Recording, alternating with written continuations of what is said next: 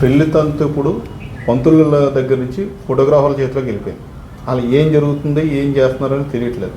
యాక్చువల్గా పెళ్లి తంతు సాంప్రదాయబద్ధంగా ఉన్నట్టు ఎలా ఉండాలి, ముహూర్తం టైంకి ఏ తంతు చేయాలి ఒక్కసారి మీరు వివాహ కాలం అందు మనకి జీలకర్ర బెల్లం పెట్టేది శుభముహూర్తం మన తెలుగు సాంప్రదాయంలో.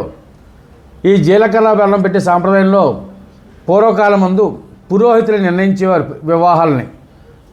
మగపిల్లి వారి ఇంటికి వెళ్ళి ఆ పురోహితులు, ఆడపిల్లి వారి పురోహితులు పలానా వాళ్ళ అబ్బాయి అండి, పలానా వాళ్ళ అమ్మాయి అండి అని చెప్తూ వారికి పరిచయం చేయడం, దానినే మేము ప్రవర అంటాం. ఆ తండ్రి, తాత, ముత్తాత వాళ్ళ పేర్లు చెప్తూ వాళ్ళ కుటుంబం అలాంటిదని చెప్పి, అలాగే వాళ్ళ పురోహితులు మన మగపిల్లి వారి ఇంటికి వచ్చి ఆ పురోహితులు చెప్పేవారు. అక్కడ ఇద్దరు కూడా నిర్ణయించుకొని ఆ పెళ్ళిని ముహూర్తం నిర్ణయించేవారు. చూపులే కలిసిన శుభవేళ అని మామూలుగా సామాన్యంగా ఉన్న జనవాక్యం.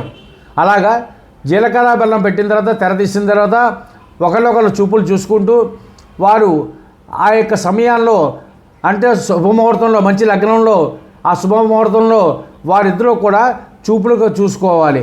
అంతేకాని కెమెరా వెంపును తర్వాత వీడియో వెంపు తిరిగేసి కోడి మెళ్ళకి ఇలా తిప్పేస్తూ ఇలాగ చేస్తున్నారు వ్యవస్థ.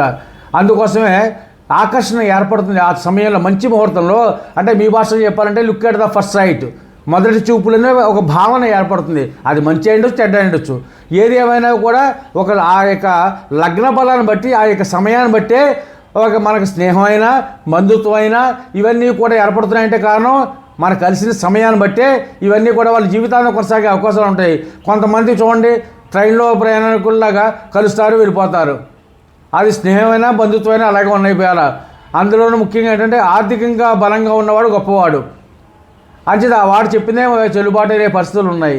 వీటన్నిటికీ కారణం ఏంటంటే మనం తీసుకునే నిర్ణయాలను బట్టి, మనం ఆచరించే ఆచార వ్యవహారాలను బట్టి మన యొక్క ఫలితాన్ని పొందుతామని చెప్పేసి మీకు మనవి చేస్తున్నాను.